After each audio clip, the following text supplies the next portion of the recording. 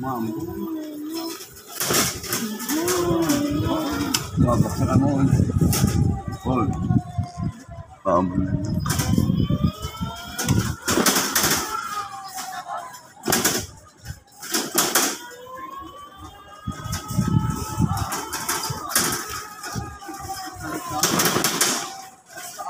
Belum pisau. Oh, gini. Paano iwasan mo naman kung narami malata ng sarili at ang sasaya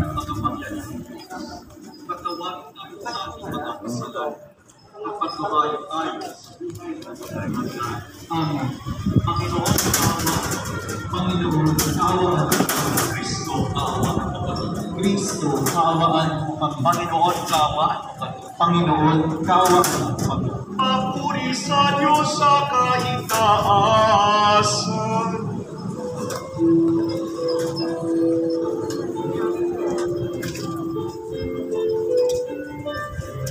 Simula agad.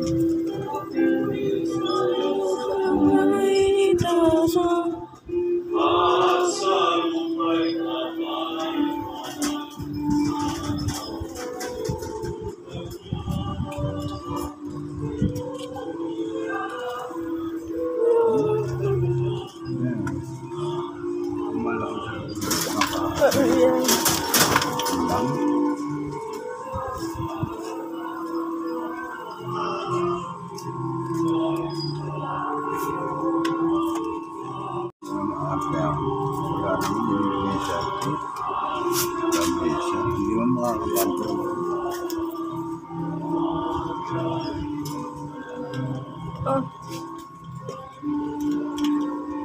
Binigyan ka na lang. May bench na eh. Ano sabi mo? Ha?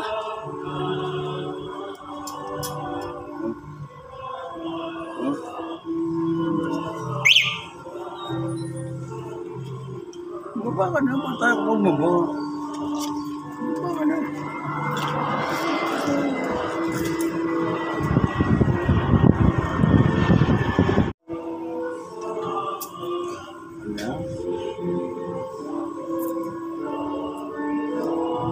Tapos punta siya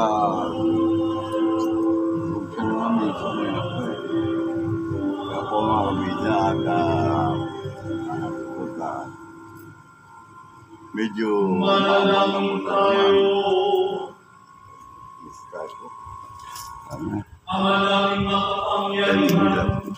Pero malaking tapas at pagsilang ng iyong anak. Kaming mga lingkod mo. Hindi dapat karapat-dapat ay pagpili-ginawa sa pag-ibig ng iyong salita na nagkakatawang tao sa sinapupunan ng mahal na Birhen at nanarahan sa aming piling kasama mo at ang Espiritu Santo magpasawalang hanggan.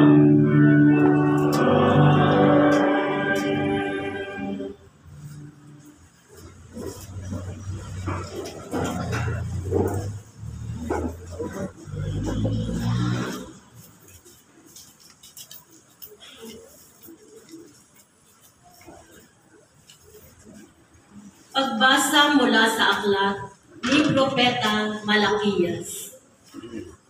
Narito ang pahayag ng makapangyarihang Panginoon. Ipadadala ko ang aking sugo upang ihanda ang daraanan ko. At ang Panginoon na inyong hinahanap ay biglang darating sa kanyang templo. Darating ang pinakahihintay ninyong sugo at ipahayag ang aking tipan. Ngunit sino ang makatatagal pagdating ng araw na iyon? Sino ang makahaharap pag siya'y napakita na? Siya'y parang apoy na nagpapadalisay sa bakal at parang matapang na sabon. Darating siya para humatol at dadalisayin niya ang mga saserdote. tulad ng pagdalisay sa pilak at ginto. Sa gayon, magiging karapat-dapat silang maghandog sa Panginoon. At ang mga handog na dadalhin sa mga taga-Huda at Jerusalem ay magiging kalugod-lugod sa Kanya tulad ng dati.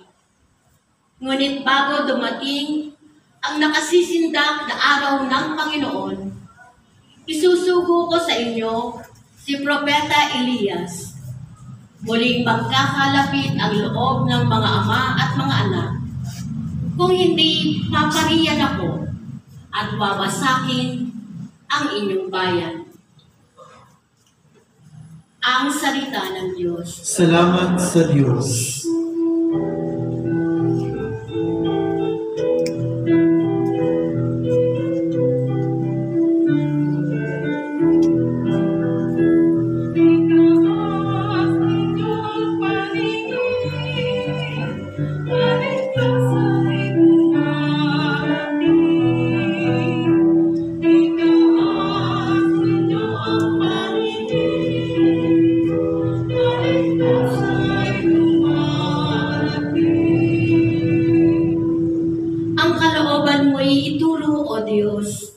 Ituro mo sana sa abang mong lingkod. Ayon sa matuwid, ako ay turuan. Ituro mo poon ang katotohanan. Papansin ko. Makinig ka rin naman tayo.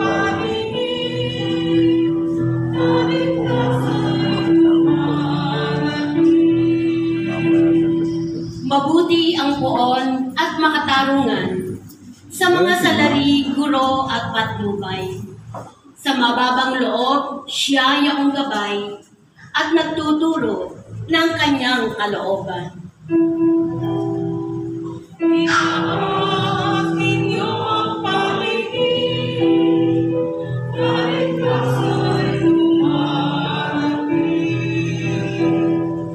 Tapat ang pag-ibig, siyang umaakay sa tumatalima sa utos at tipan. Sa tumatalima, siya'y kaibigan at tagapagturo ng banal na tipan.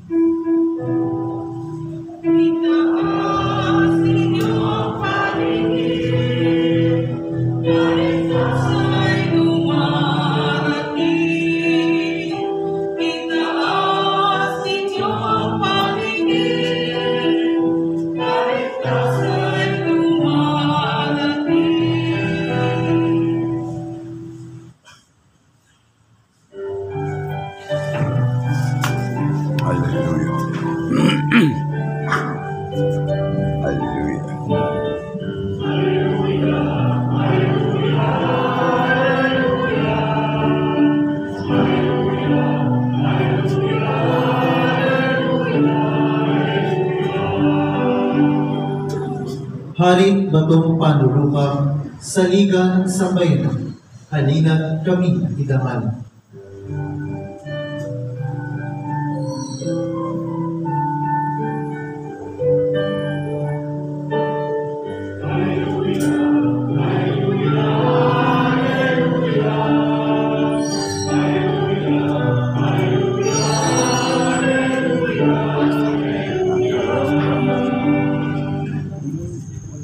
Sumainyo ang Panginoon At sumaiyo rin. ang mabuting balita ng Panginoon ayon kay San Lucas. Papuri sa iyo, Panginoon.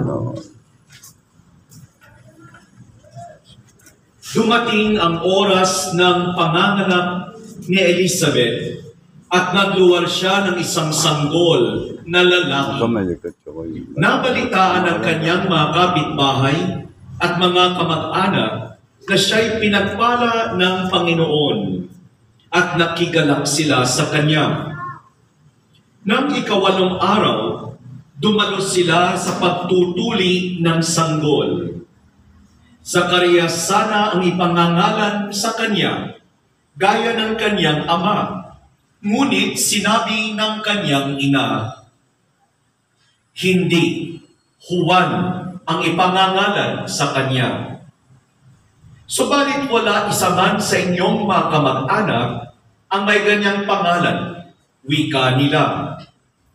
Kaya't hinudyatan nila ang kanyang ama at itinanong kung ano ang ibig niyang itawag sa sanggol. Humingi si Zacarias ng masusulatan at sumulat ng ganito, Juan ang kanilang tanong, magiging ano kaya ang batang ito? Sapagkat maliwanag na sumasa kanya ang Panginoon. Ang mabuting balita ng Panginoon. Pinupuri ka Pinupuri namin, ka namin, Panginoon Jesucristo.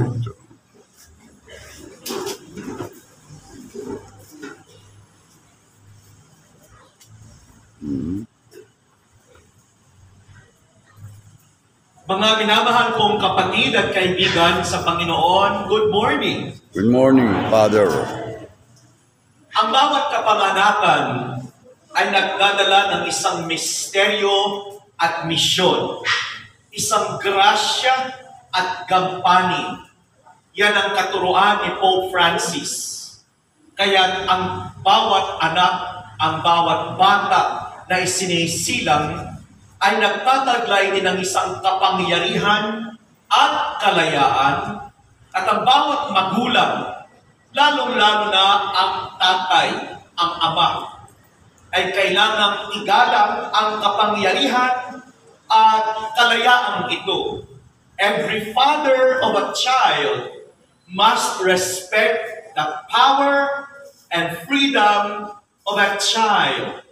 Dahil nga ang kanyang power and freedom, kapangyarihan at kalayaan ay magdadala sa bata sa kanyang gampanin o gawain, misyon, papel na kailangan gawin hanggang lumaki ang bata at grasya, pagpapala. Ganoon na lamang ang halaga ng buhay.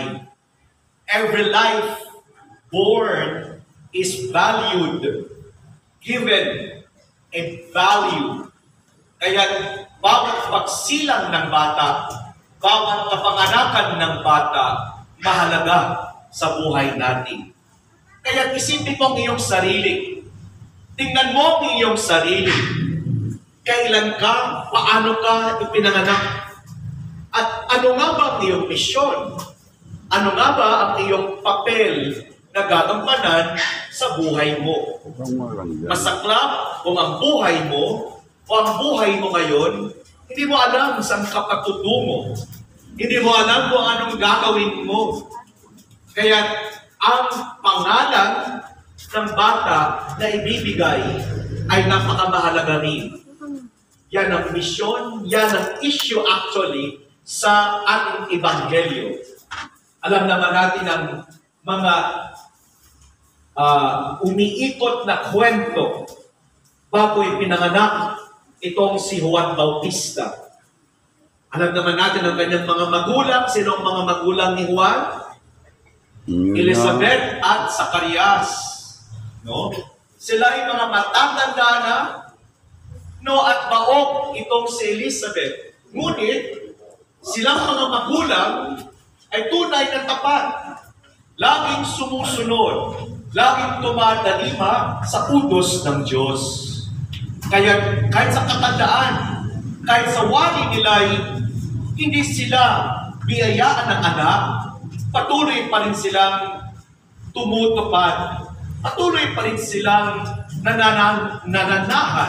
nananatili sa grasya ng Diyos. E tanongin nyo inyong sarili, ano ba ang aking gampanin? Ano ba ang aking misyon? Ano ba ang aking taglay na kapangyarihan at kalayaan na mangyaring may gagawin ako bilang isang tao at ngayon may isa ka pang identity bilang isang Kristiyano at bilang isang anak ng Diyos? Tanungin niyo ang sarili natin, ang sarili mo. Ano ang aking misyon? Ano ang aking papel? Ano kaya ang aking kayang gawin upang aking bigyang diwa, bigyan ng kahulugan, ano bang aking pagiging anak ng Diyos? What are you as a child of God? Isinasabuhay mo ba ang kahulugan ng iyong pangalan? Ang pangalan ngayon sa mga magulang lalong-lalo na, o sa mga magulang na nag-e-expect na maisilang ang kanilang mga anak o anak. Ngayong panahon, concerned ng lahat ang bigyan ng talagang pangalan napakaganda. At sana'y talagang may kahulugan yaong pangalan. Huwag naman sana yung masyadong mahabang pangalan. Tayo na, kaming mga pare nagbibigyan. Noon itong mga nakaraang Tuesday at Wednesday, no, ay nagbinyag ako sa cathedral. Meron tayong mga specially scheduled baptism. No, isa-isa, individual na pagbibinyag. Yan ang tatawag natin special appointment of baptism. Kaya, nang tinanong ko, una, ang mga magulang, ano nga po ang, sa palagay niyo, ang kahulugan ng pangalan ng anak ninyo? Pelia Alexandra. Napagagandang pakinggan. Pelia Alexandra. Nakalimutan ko lang po ano ang ibig sabihin ng Pelia. Ngunit Alexandra, sabi ng nanay, warrior. Warrior child.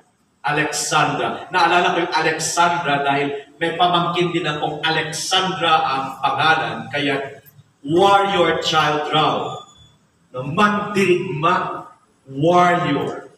Di ba may awit na The Warrior is a Child ni Gary Valenciano na inawit sa paglibing kay Rico Yan?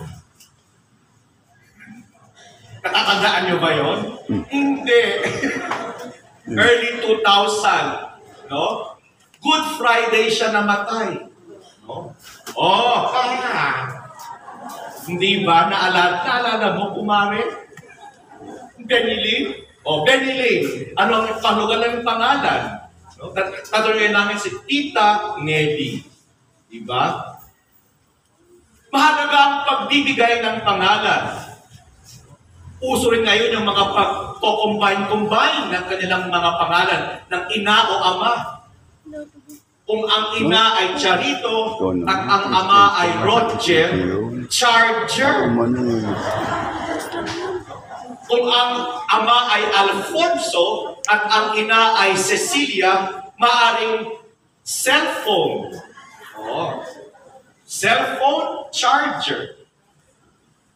O binabago-bago ang spelling sa regular na spelling. Halimbawa na lamang John. Ang John na ating alam ay J-O-H-S. Ang iba binabaliktad. Pilipino nga, J-H-O-N. Uso nga talaga yung mga may H, basta may H na yan, na hindi na naman kailangan pang ilagay, Pilipino yan. Diba? H. Eh, pag binigkas, Jahan. Kaya kami nagbibinyag, kaya sabi ko, sampitin, bigkasin ng malinaw ang first name ng bata. Kasi kung ano nang binanggit ng pari sa pagbibinyag, yun na talaga ang kanyang pangalan. Kaya mahalaga. Eh kung napakahaba, eh tingin pa ang pari. Eh kung ano, di ba kung doon tayo sa baptismal font, kayo naman siguro ay naging ninong-ninang rin sa mga binyag o mga magulang na saksi sa pagbibinyag ng inyong mga anak. Hindi ba? Anong pangalan? Hindi ba? Kailangan nating bigkasin ng malinaw yung pangalan ng bata. Kaya itong si John, si Juan, ang kanyang pangalan, ang ibig sabihin, God is gracious. Ang Diyos, mapagpala. O isa pang kahulugan, God favors the person. Ang Diyos, mapagpala. o pinagpala ng Diyos. God favors or God blesses the person. O may mga John rito, o Juan, hindi ba? Napakamahalaga. Yeshua. Kaya itong pagpapangalan, nasa tradisyon na ng mga Hudyo. Ang pagpapangalan, ang pagbigay pangalan. Kaya ngayong mga marites sa kwento, yung kapitbahay at mga kamag-anak nila Zacarias at Elizabeth, nang malamang manganganak na si Elizabeth at nanganak na nga. At sa ikawalong araw, tutuliin ang bata kasi ang mga Hudyo, ang mga kalalakihan na anak na maisisilang sa ikawalong araw, pagkatapos maisilang, inutuli ang batang lalaki. Kaya ang mga marites nagpunta doon kasi para sa kanila isang kahanga-hanga na matandang babae nagkaanak. Kaya ibig nilang pumunta at mag-usyoso. Ano kaya ang mangyayari? Kaya nga sa ikawalong araw din ng kanilang sa pagtutuli, tradisyon na doon binibigay ang pangalan. Kaya Juan ang ipinangalan. Taliwas daw, sabi ng mga marites. Wala naman kayong kamag-anak ni lolo o mga kanunuan na ganyan ang pangalan. Juan. At sabi ng mga magulang, si Elizabeth at kahit si Zacarias na noon pa'y pipi. Bakit nga siya na pipi? Sapagkat hindi siya kaagad naniwala, nagduda siya sa sinabi ng Diyos sa pamamagitan ng anghel na nagpakita sa kanya. Naalala niyo yon sa Ebanghelyo, mga ikatlong araw ng ating pagninilay, ikatlong araw ng ating pagsisiyam. Naalala niyo yon? No? Kailangan, dahil mahalaga yun sa kwento ng ating kaligtasan. Kaya sabi nila, lalong-lalo na ng mga magulang, Elizabeth at Zacarias, Juan ang kanyang pangalan. God is gracious. Kaya nabanggit ko yung Yeshua dahil ang ibig sabihin ng pangalang Yeshua, Yahweh or God is salvation. God saves. Na kapag isinaling pa sa ibang diwa ng salitang Yeshua, ito ay nagiging Yoshua o Josue kapag Espanyol, at kapag ito ay nagiging Ingles, ito ay Jesus. God is salvation. Sino si Jesus? Ating tagapagligtas. Savior. Ebreo na salita, ibig sabihin, Meshach. Messiah.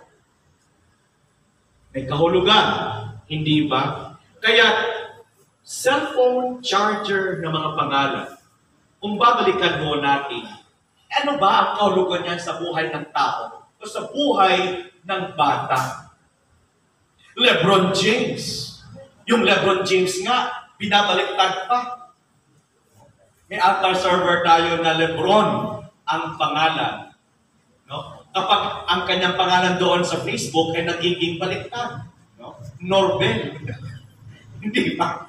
Kaya, ganoon po mga kapatid, mga kaibigan, ang bawat pangalan at ang bawat maisilang na bata, mahalagang buhay ang tinataglay. At ayon sa katuruan ni Pope Francis, ang bawat bata may gampanin, may misyon. At ang misyon at gampanin ito, ang mga magulang, lalong-lalo na ang ama, ang kailangang igalang dahil sa bata mismo, mayroon siyang kalayaan, freedom. Kaya igalang natin ang kanyang kalayaan at igalang din ang kanyang kapangyarihan power so that the child will grow to who and what he or she should be.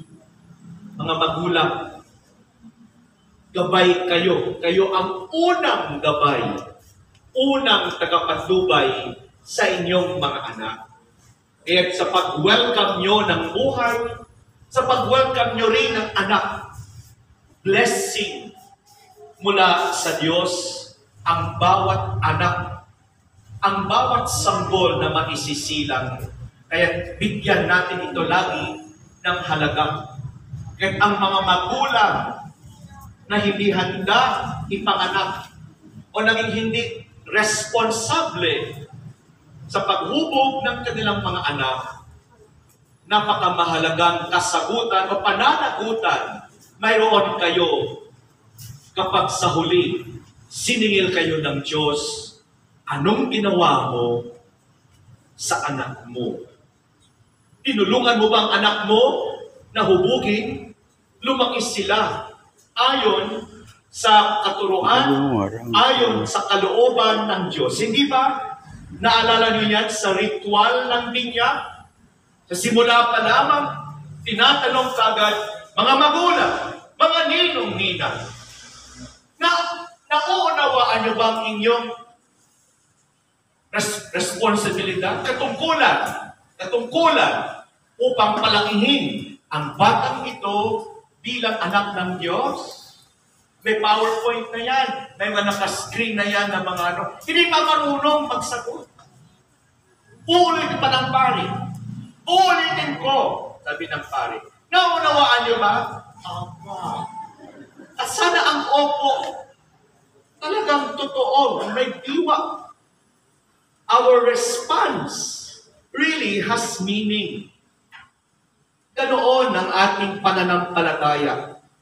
Ganoon ang ating pagbigay diwa.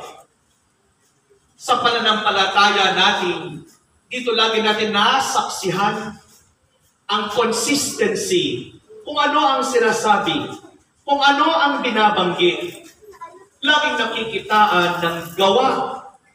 Tingnan niyo lamang sa misa, the greatest miracle that happens every day dahil sa aming pagkapari, sa aking orden bilang pari. Ang pari, pagsabi niya, ito ang aking katawan sa tinapay. Yung tinapay, hindi na siya tinapay. Yung katawan ay katawan na. Katawan ni Kristo. Kaya nga kapag binibigay sa inyo, katawan ni Kristo. At sumasagot tayo, Amen, opo, at kailangan igalang natin yung katawan ni Kristo. Sa hubog ng tinapay, o sa hugis ng tinapay, at tinatanggap natin yan. Kaya nga, tanongan na lamang natin bigyan ng atensyon, bigyan ng higit na paggalang ang tinapay, sapagkat hindi lamang yan ordinaryong tinapay, katawan ni Kristo. Sa mga hindi marunong tumanggap ng komunyon, lalo-lalo na sa paraan ng kanilang kamay,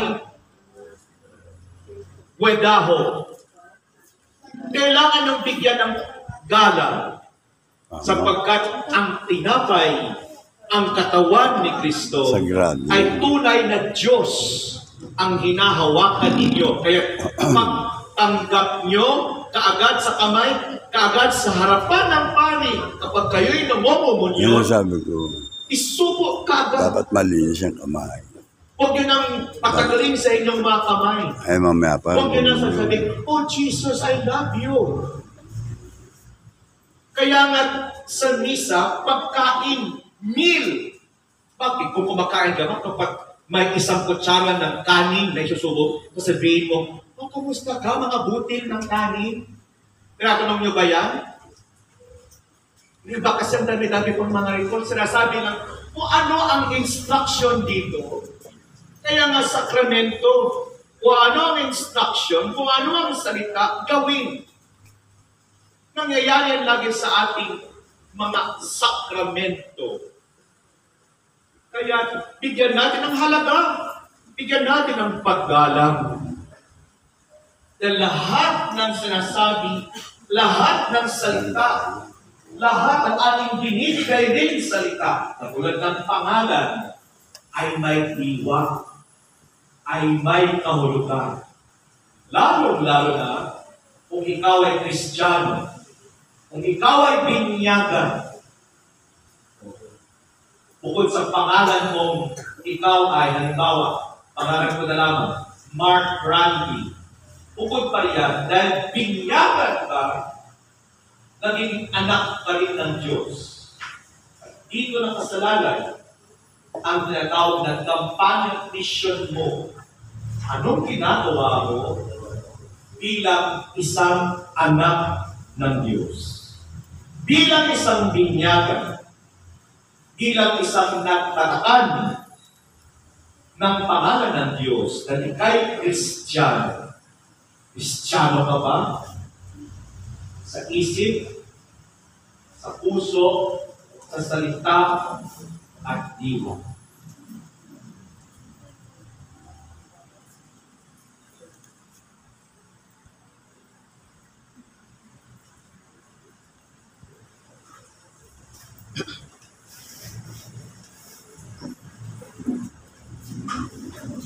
Ang kapanganapan ni Juan ay isang tiyak na hambang sa ikatutupad ng pinanakong Mesiyas na ipadadala ng Diyos. Taglay sa ating isipan ang katapatan ng Diyos na nanalangin tayo para sa pagpapahalaga sa katangian ito sa ating buhay. Panginoon, gawin mo kaming tapat na tulad mo. Panginoon, gawin mo kaming tapat na tulad mo. Naway ang simbahan sa pamamatnubay ng Santo Papa ay maging lalong tapat sa kanyang misyon bilang kasangkapan ng pagliligtas sa sangkatauhan. Manalangin tayo. Panginoon, gawin mo kaming tapat na tulad mo. Naway lahat ng pari at religyoso ay maging maningning sa halimbawa ng katapatan sa kanilang pangakong mamuhay alinsunod sa mahigpit na tagubilin ng Ebanghelyo. Manalangin tayo.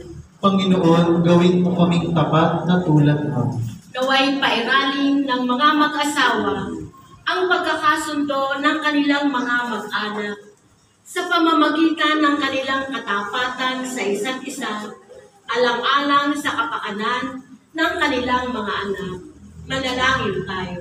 Panginoon, gawin mo kaming tapat na tulad mo. Naway lahat ng guro, katekista, at namumuno sa mga kabataan ay magpahalaga sa kanilang pangakong magsikap para sa wastong pagpapalaki sa kabataang nasa kanilang pangangalaga. Manalangin tayo. Panginoon, gawin mo kaming tapat na tulad mo. Naway lahat ng nagtataguyod ng kapayapaan at katarungan ay umani ng bunga ng kanilang paghihirap. Manalangin tayo. Panginoon, gawin mo kaming tapat na tulad mo. Para sa mga may malubha at permanenteng kapansanan, maging sentro nawa sila ng atensyon at pagkalinga ng buong mundo. Manalangin tayo. Panginoon, gawin mo kaming tapat na tulad mo. Tahimik po nating ipanalangin ang ating mga sariling intensyon. Panginoong Diyos, mapaglingasin mo sa amin ang lalong mataimtim na paghahangad na masaksihan ang katuparan ng iyong pangako at ang kapasyahang tumulad sa iyo. Ikaw na laging tapat at nabubuhay at naghahari magpasawalang hanggan. Amen. Diyos.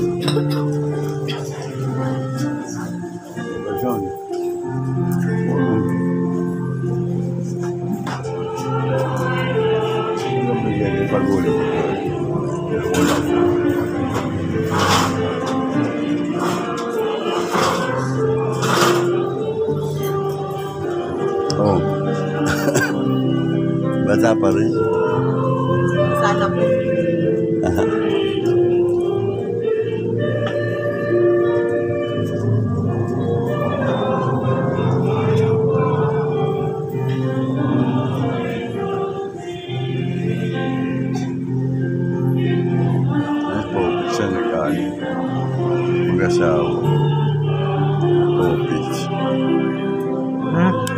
isang nag-offer. Oo nga, sila mag-asawa.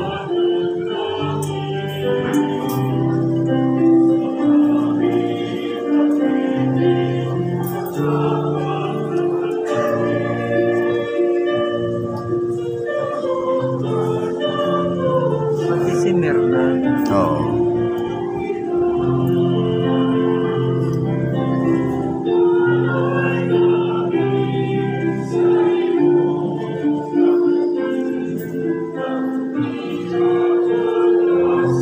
Talagang malakas mo.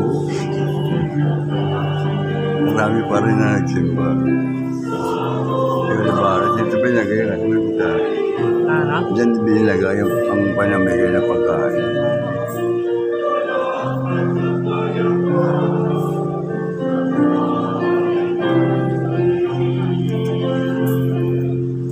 Manalangin kayo mga kapatid upang ang ating paghahati ay kalugdan ng Diyos amang makapangyarihan. Tanggapin nawa ng Panginoon itong paghahain sa iyong mga kamay, sa kapurihan niya at karangalan sa ating kapakinabangan at sa buong sambayanan niyang banal. Ama naming lumikha, ang paghahain ito na nagdudulot sa amin ang ganap na pagsamba sa iyong kadakilaan ay maging lubos nawang pakikipagkasundo namin sa iyo upang maipagdiwang namin ng may dalisay na loob ang pinagbuhatan ng aming manunubos na namamagitan kasama ng Espiritu Santo magpasawalang hanggan.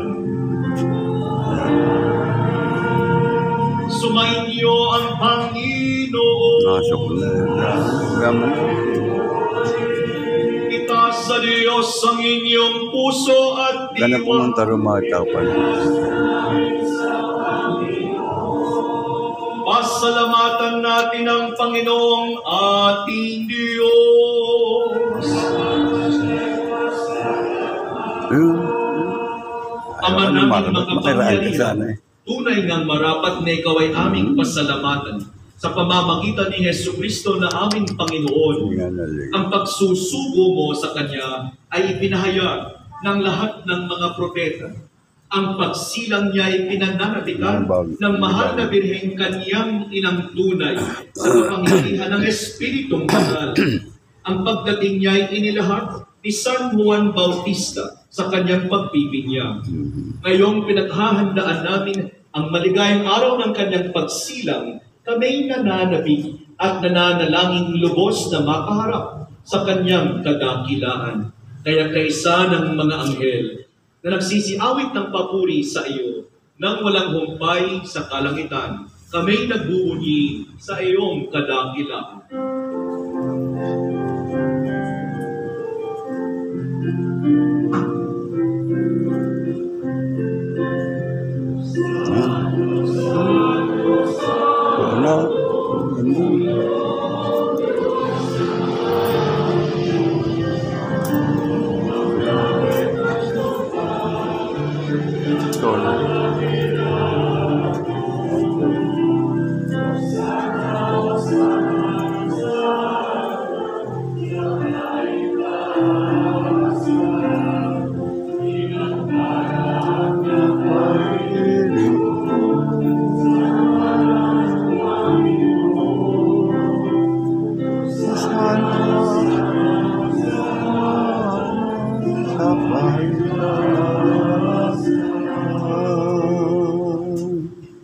Ama naming banal, ikaw ang bukal ng tanang kabanalan. Kaya sa pamamagitan ng iyong Espiritu, gawin mong banal ang mga kaloob na ito upang para sa amin ay maging katawan at dugo ng aming Panginoong Jesucristo. Bago niya pinagtiisang usang loob na maging handog, hinawakan niya ang tinapay, pinasalamatan kanya, pinaghati-hati niya iyon, iniyabot sa kanyang mga alagad at sinabi, tanggapin ninyong lahat ito at kanin. Ito ang aking katawan na ihahandog para sa inyo.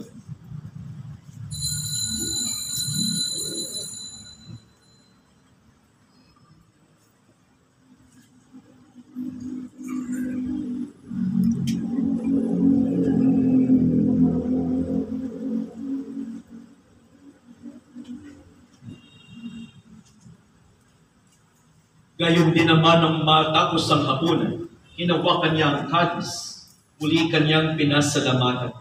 Iniabot niya ang kalis sa kanyang mga alagad at sinabi, tanggapin ninyong lahat ito at inumin. Ito ang kalis ng aking dugo, ng bago at walang hanggang tipan. Ang aking dugo na ibubuhos para sa inyo at para sa lahat, sa kapagpapatawad ng mga kasalanan. Gawin ninyo ito sa pag-alala sa akin.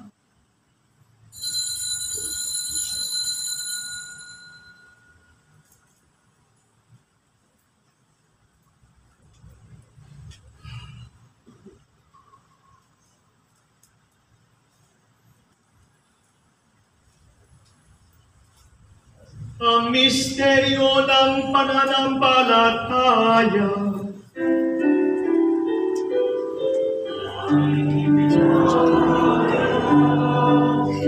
Kristo'y nabuhay. Kristo'y babalik sa wakas ng panahon.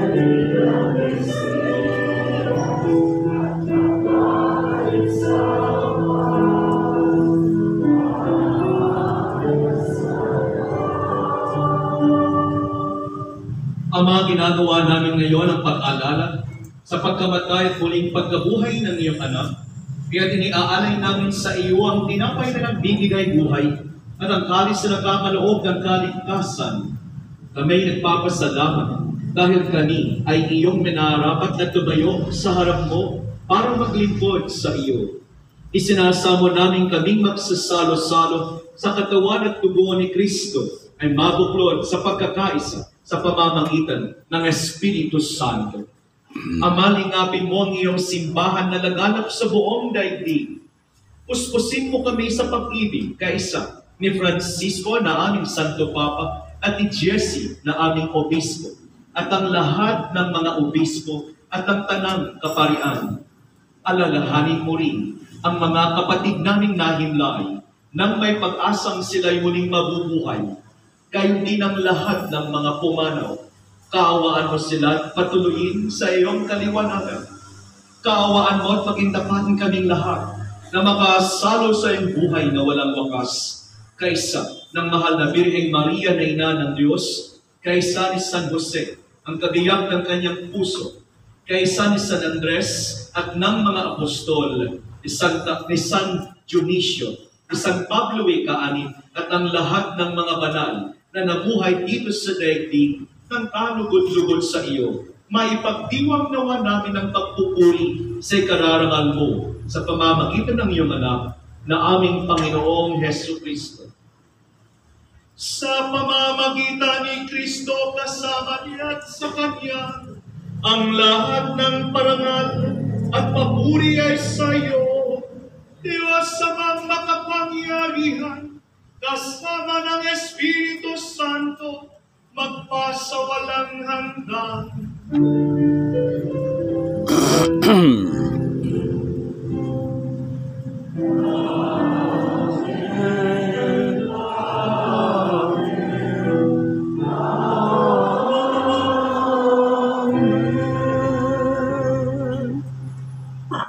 Manalangin tayo katulad ni Jesucristo.